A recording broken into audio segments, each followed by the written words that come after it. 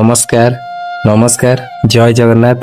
आज आम आसी पहुंचीचु कटक जिला अंतर्गत उत्तरकूल ग्राम पंचायत अधीन मुगुरिया ग्रामर नीलकंठेश्वर महादेव मंदिर।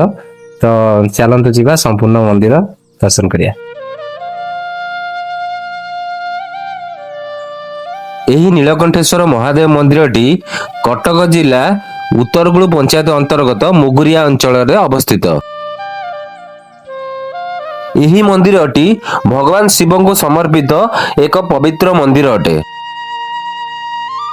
यही मंदिर प्रांगण रे अनेक देवादेवी मूर्ति रही अछि, जहाँकि प्रभु संकट मोचन हनुमान, सिद्धि विनायक प्रभु गणेश, न्याय देवता श्री शनिदेव, माँ जगज्जननी दुर्गा एवं प्रभु जगन्नाथ कल्की अवतार रे विराजमान होई अछंती। परिदर्शक माने मंदिर को भक्ति तरंग सहित एक शांतिपूर्ण स्थान भाव में वर्णना करती। यही मंदिरटी महानदी कूल अवस्थित। मंदिरटी प्रतिदिन सकाळ 6 रु राति 11टा पर्यंत खोला रुहे। एठारे प्रमुख उत्सव गुड़िक मध्य महाशिवरात्रि एवं कार्तिक पूर्णिमा अंतर्भुक्त।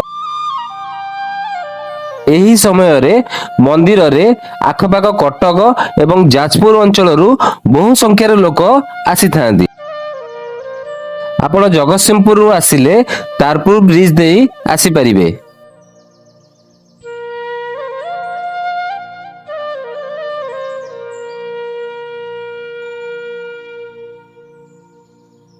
आपण को आम वीडियो केमिति लागुची निहाती भाव में आपण मतामत जनइबे। जदि वीडियोटी भल लगी थाए ताले लाइक टी देबे। रहिले आज्ञा, जय जगन्नाथ।